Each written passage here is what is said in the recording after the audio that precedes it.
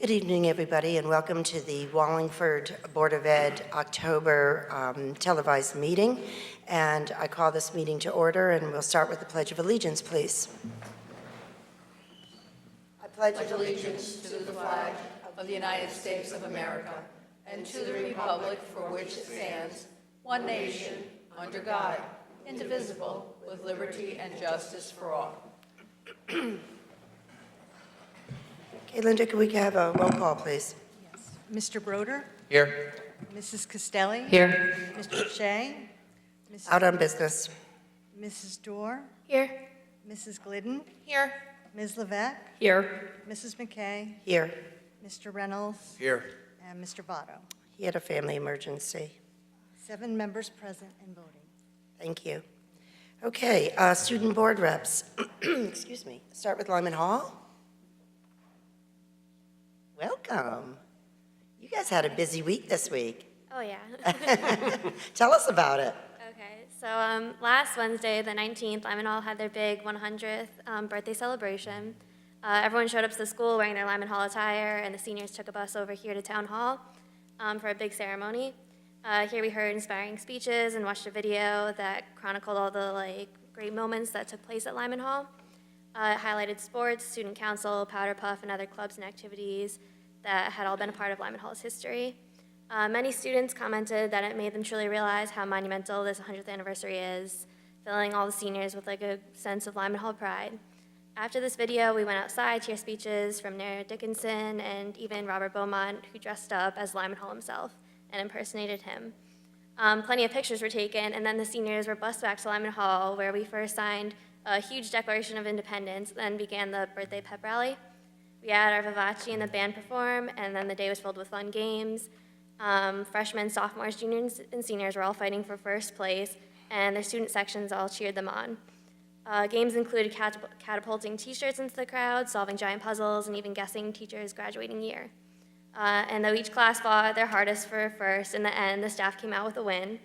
Following the games, everyone ate cupcakes made by our food service students and went home after a fun day. And later that evening, our field hockey and girls soccer team came out with big wins, and our girls swim and dive team, accompanied by the WAD Mob, came out with a huge win against Sheehan with a 107-74 victory. And our own Casey Lawlin beat the school record for the 100-meter butterfly. Saturday, our football team had a big win against CREC, and on Wednesday, we have even more rivalry games with our girls and boys soccer teams taking on Sheehan on our field. Last week, we had our high school planning night for 8th grade students and parents, and there was a great turnout. It was a good opportunity for the future students to see all that Lyman Hall had to offer. Tomorrow, we have the College and Career Fair at the Oakdale, and Thursday, the 27th, we will be holding a blood drive. We're going to be changing the name of our athletic facility in honor of Phil Audition, who coached Lyman Hall football for 32 years and then retired, and it will be renamed for the Phil Audition Athletic Complex. Next Friday, on November 4th, to keep Lyman Hall 100th anniversary celebrations going, we'll be hosting a big sock hop for students and alumni to attend. And on November 7th, we'll be having our big student faculty game where the Powder Puff girls will be playing against Lyman Hall staff, and our boys cheerleaders will be able to break out their new cheers. For Veterans Day, our Powder Puff girls will be hosting a veterans breakfast where we'll serve food and get to know all those who served for our country, and our school will be setting up groups to rake leaves for veterans as well. The week of the 13th, the girls' Powder Puff team will be hanging up posters all around the school, and that Friday, the 18th, the school will have its big homecoming dance. On Wednesday, November 23rd, our Powder Puff team will have our huge pep rally, celebrated by the entire school, and then we'll ride over to Shan, hopefully taking away a big victory in the annual Powder Puff game. And then the next day, our boys' football team will play against Shan on our turf, and again, hopefully take away a big win that Thanksgiving. Lots and lots of stuff going on. Oh, yeah. Well, I'll tell you, for 100 years old, you don't look a day over 16, 17. You look great. You look fantastic. Whatever you're doing, keep it up. Congratulations. Great job. Thank you. Sheehan? Good afternoon. In October, Sheehan had many events. Within the Student Council, we conducted a survey for the student body at large so we know how to best serve their needs. We conducted the survey at the beginning of the month during their advisory lessons. At the end of the month, we will have students dressing up for Halloween. Within the school, there were many other events. On October 11th, the freshmen held their class elections, while the other 3 classes had meetings for the whole class. We had an open house for prospective families on October 13th at night, and many families attended. The first blood drive of the year happened on October 14th, and many students donated. Tomorrow, we have a college and career fair at the Oakdale Theater, and Red Ribbon Week takes place at the end of the month. The SAD Club sponsored events starting on Thursday of last week and continuing on into this week. In athletics, most sports will be having their senior nights as fall sports are coming to a close. The only sport not having their senior night this month is the football team, which will have its senior night on Veterans Day, and we will be bringing in veterans for the coin toss. In honor of Breast Cancer Awareness Month, all of the sports teams arranged one night, which they designated as Pink Night. On each game against Lyman Hall, during the school day, students participated in a Spirit Day for school spirit. Going forward into November, the first marking period closes on November 1st. The NHS induction for new members will take place on November 17th, and the homecoming dance will be on November 19th. Student Council will have many events scheduled, including a survey to the student body in regards to politics in the upcoming presidential election, discussing plans of our first event for the student body, which we are planning a lip singing competition, leaf raking for the elderly on November 11th, Spirit Week starting November 17th, and the canned food drive running through most of the month, November 4th through the 23rd. In athletics, sports will be having their post-season tournaments, and we will be concluding the month with the Powder Puff tradition. We have the scrimmage on the 18th, students against the teachers. On the 22nd, we have the luncheon and the motorcade. That'll be followed by the Carini Bowl and the Samaha Bowl. That is all that I have for this month. Next month, I will present again with an update on how the November events went, as well as a preview for December. Thank you for your time. Perfect. Thank you. Great job. Presentation of awards. You know, we should probably say Dr. Menzo is not with us this evening. He's on a whirlwind tour of attending a variety of conferences, literally worldwide, and we'll be back in district on Thursday, I believe. Yeah. So I'm not sure who's filling in for. Yeah, you tag teaming. That's perfect. Okay. So presentation of awards. Tonight, we'd like to honor Pamela Anderson. She is our Adult Ed IT Technology Coordinator. So I'd like to invite Sashi Govin, who is the Director of the Adult Ed Program, up to say a few words and to help us honor Pamela.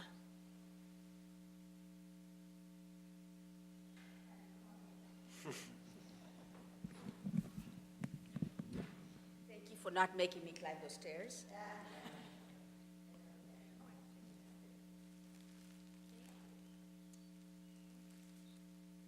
Good evening, everybody. Pam, could we invite you nominated- up with us? Yeah, Pam, go ahead. When I first sent out an email to my staff about Pam Anderson, I literally got 4 pages of comments from teachers saying how this is such a well-deserved nomination, and she deserves every credit. So I'm going to read a couple of those quotes from teachers because they fully explain who Pam is, and we are very lucky to have her here with Wallingford Adult Education. Thank you, Pam. Pam is always very respectful of her students' needs and works hard to help them reach their goals. In a warm, personable way, she keeps students, teachers, and staff current with the latest technology. Even the most technologically challenged teachers benefit from having Pam. And we do know at adult education we have a lot of teachers who need help. This was a whole paragraph from another teacher who said, Pam is an enthusiastic advocate for technological exploration, a skilled educator for all seeking enlightenment from her expertise, and a tireless provider of access to a wide variety of technology and opportunities so necessary to our teachers and students. She is eminently approachable and welcoming, available to help and guide us all no matter what our technology needs may be. And I am extremely thankful for her support and help as I transition to this new building. So Pam, congratulations.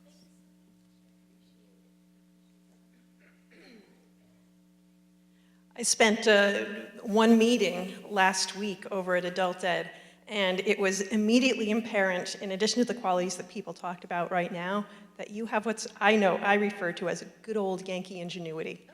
You just found the way to solve one problem after another. You had creative ideas, and you approached people where they needed to be approached. So I was really impressed. I'm so happy to honor you with this evening. Yeah, you are. So Pam, just on behalf of the Board of Ed, we thank you for your commitment to the school district. We could create policies, we could create visions and have ideas, but if we don't have the staff to go out there and realize our vision, it's for naught. So you really embody that, and you take our vision and you put students first always, and that's really what is the true vision for our district. And so thank you on behalf of the Board of Ed for your commitment. Thank you. Can I say a little? Absolutely, please I've do. got so many goodies here.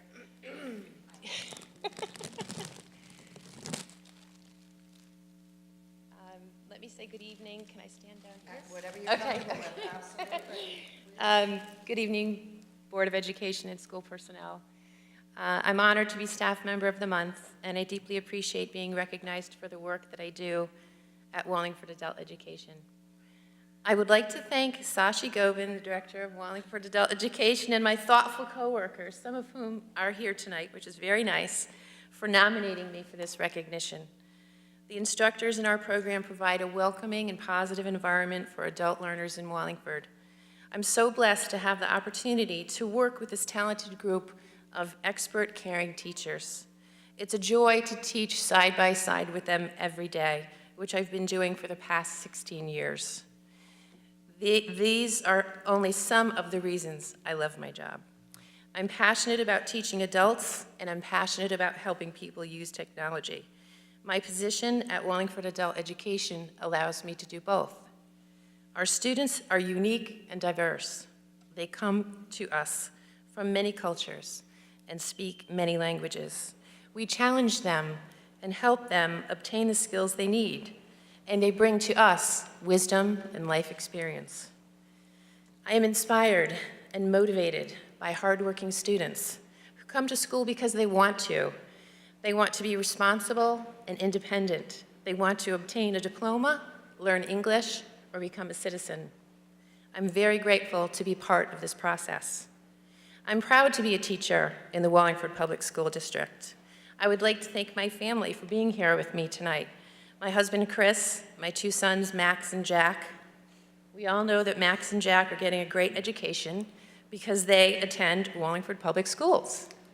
Max is in his first year at Sheehan High School, and Jack is in middle school at Moran.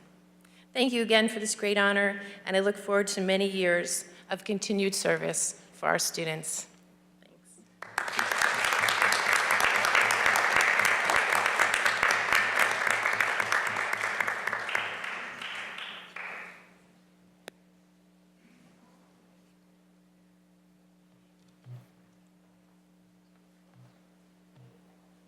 Okay, very nice. Okay, any questions from the audience, our vast audience? No questions, I'm assuming. Okay, can I get a motion to go into executive session for the discussion of acceptance of resignations, retirement, leave of absence, and for candidate for teaching position? So moved. Second. I have a first and second. Is there any discussion? All those in favor signify by saying aye. Aye. Opposed, abstention, motion carries. We're in executive session.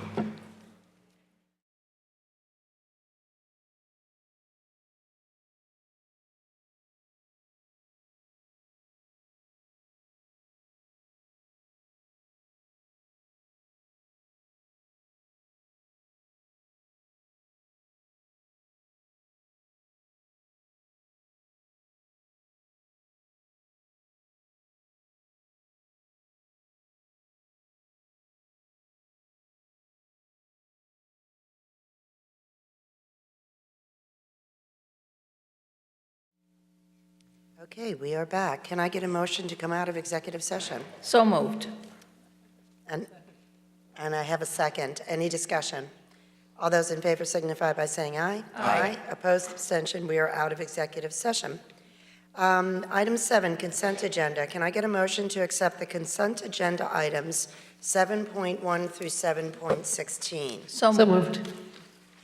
I need one. One is a first and one is a second. I'll do the second. Perfect, Kathy, thank you. I have a first and second. Any discussion? All those in favor signify by saying aye. Aye. Aye. Opposed, abstention, motion carries. We have no items removed from the consent agenda. And Karen, if you could give us what correspondence we may have. Yes, we have a note with an expression of thanks to the Board of Education from Ann Rotolo for the floral piece sent in memory of her husband, Tony Rotolo, the former principal of Lyman Hall High School. Thank you.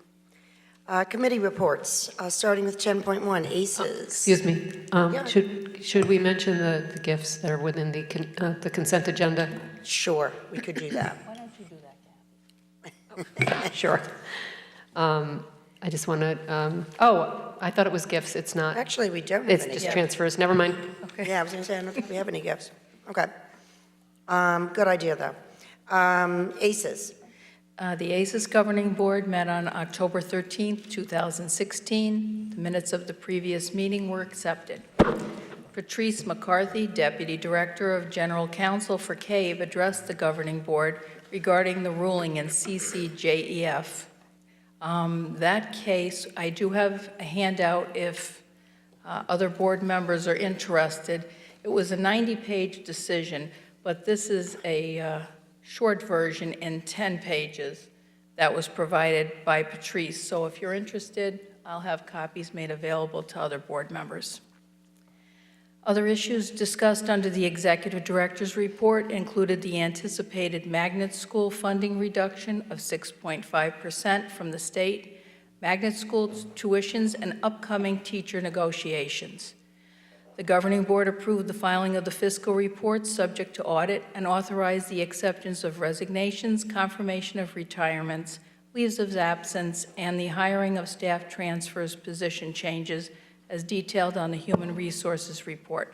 The monthly Early Head Start report was approved. The Governing Board approved as complete the Village School Roof Project, number 244-0041, and the Mill Road School Roof Project, number 244-0042. Under old business, the Curriculum and Instruction Report was provided by Erica Forte, the Assistant Executive Director. She reviewed information regarding the Education Evaluation and Support Plan and the Summer Academy. There was an extensive discussion regarding the proposed regional calendar. The proposed calendar was rejected, and members of the ACES Governing Board will contact their respective boards of education and superintendents to address the concerns about the calendar. We are trying to schedule an Education Council meeting to discuss this issue. Policies provided for a first reading included recruitment and selection, alcohol use, drugs, and tobacco, including performance-enhancing substances, and health insurance. There are 96 Wallingford students attending ACES programs. Thank you. Any questions or comments? Okay, just want to make sure. Wintergreen Magnet? So I have two additional items that are in addition to what you heard about the ACES report. One was there was discussion about how Wintergreen is ranked, what the categories are for accountability measures. So they talked specifically about racial breakdown, SBAC scores, discipline issues, their school improvement plan, and then how they use that school improvement plan to determine their grade configurations. And the only other additional item that was discussed was they are in the process of starting to align their curriculum to the Smarter Balanced Assessment. Perfect. School to Career Business Think Tank, I'm not sure. There was no meeting. Yeah, okay, that's what I thought. PTAC?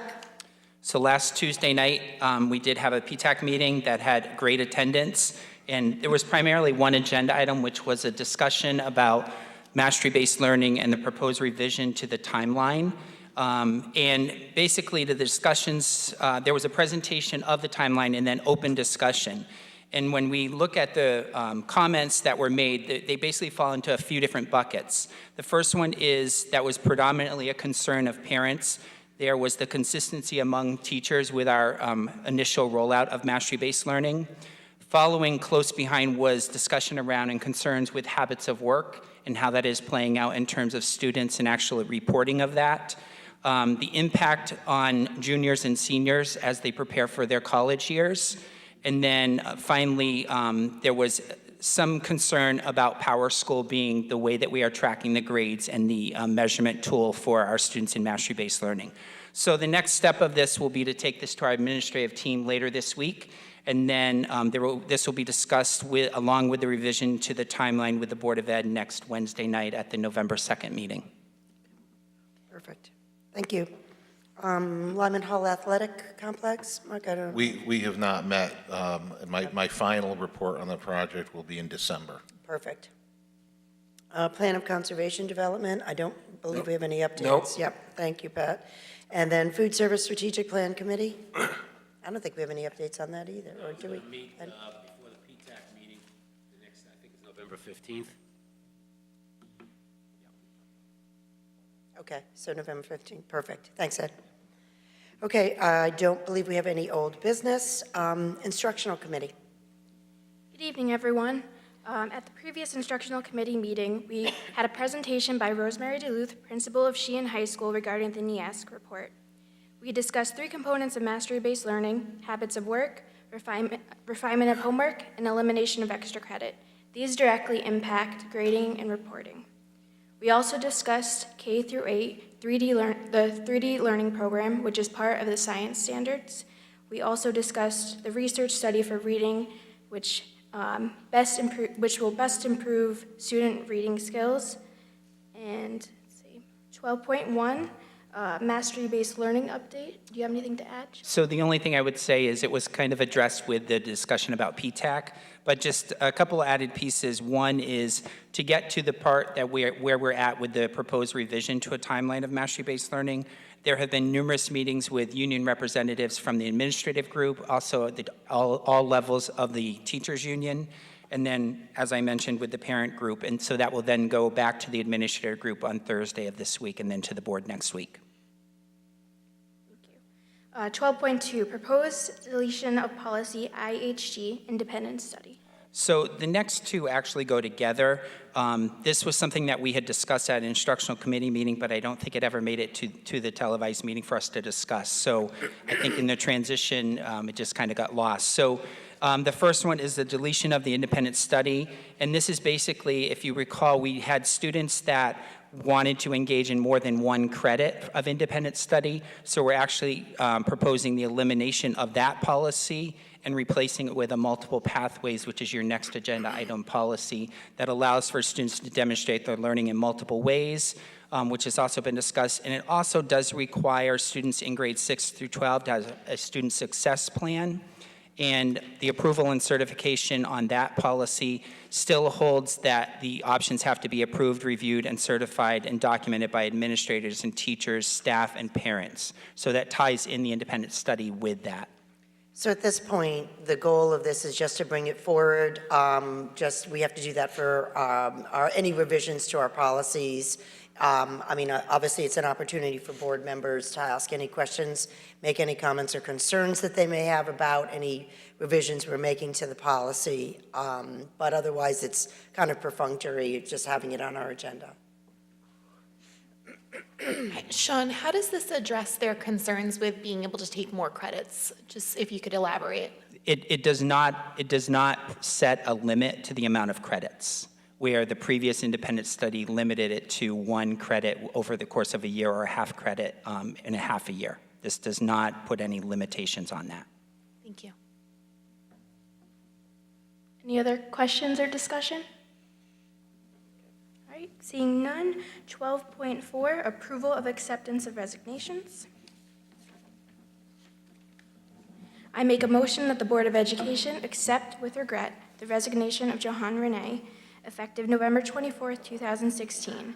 Johan has been a family consumer science teacher at Mark T. Sheehan High School since August 2012. Second. Any discussion? Seeing none, motion passes. Yep. We have to, Oh, sorry. Yep. All those in favor, please. Aye. Aye. Opposed? Abstentions? Okay. Motion carries. Okay, thank you. Next, I make a motion that the Board of Education accept with regret the resignation of Julie Foss effective November 1st, 2016. Julie Foss has been an assistant principal of Moran Middle School since August 2012. Second. Any discussion? Seeing none, all those in favor? aye. Opposed? Abstentions? Motion carries. I make a motion that the Board of Education accept with regret the retirement of Mary Sue Payne effective 10/31/2016. Mary Sue Payne has been a special education teacher for the Wallingford Public Schools since January 2003. Second. Any discussion? All those in favor? Aye. Opposed? Abstention? Motion carries. I make a motion that a leave of absence for Eleanor Kirkpatrick be approved without pay and in accordance with the provision of the current teacher's contract. Second. All those in favor? Aye. Opposed? Abstention? Motion carries. I make a motion that the Board of Education approve the appointment of the following candidate to a teacher position for the 2016-17 school year, contingent upon proper Connecticut certification as recommended by the Superintendent of Schools. Pupil Personnel Department, Speech and Language Pathologist, Integrated Preschool, Rebecca Banning. Second. All those in favor? Aye. Opposed? Abstention? Motion carries. Perfect. Thank you. You're welcome. Item 13, Operations Committee Report. Michael? Thanks, Roxanne. We met a few weeks ago, discussed our normal cafeteria report and our financial report, obviously really early in the school year. There were some transfers that were on our consent agenda, which were discussed, and also, believe it or not, started discussions on the budget process. So we're there already, and that was kind of wrapped up the meeting. Perfect. Yep. Item 14, new business. I do not believe we have any. Wow, this is going to be like a record meeting. This is unbelievable. Sal's not here. Sal's not here. Sorry, this is awful to say. Sorry, Dr. Manzo. Announcements. I'm going to add a couple to our usual ones that talk about our committee meetings. November 4th, Friday night, is the sports, as was identified earlier by our Lyman Hall student rep, that the sports complex naming ceremony will take place at 5 p.m. at Lyman Hall High School in conjunction with the 100th year anniversary that's been going on. And then also I want to mention November 23rd is, of course, the Samaha Bowl Powder Puff game at 2:30, and then the next day is our Sheehan Lyman Hall football game for Thanksgiving morning. Beyond that, for November, Wednesday, November 2nd, is our a special instructional committee meeting at 6 p.m. That will be held at our board conference room at South Turnpike Road. Sorry. November 7th is our operations committee at 7 p.m., also at South Turnpike Road. And then lastly, November 14th will be our standard instructional committee meeting that will start at 6 p.m., also at our South Turnpike Road conference room. And then, of course, our televised meeting is Monday, November 28th at 7 p.m. here at the Robert Parisi Town Council Chambers. And I guess if nobody else has anything good for the order, this meeting's adjourned. Have a good night.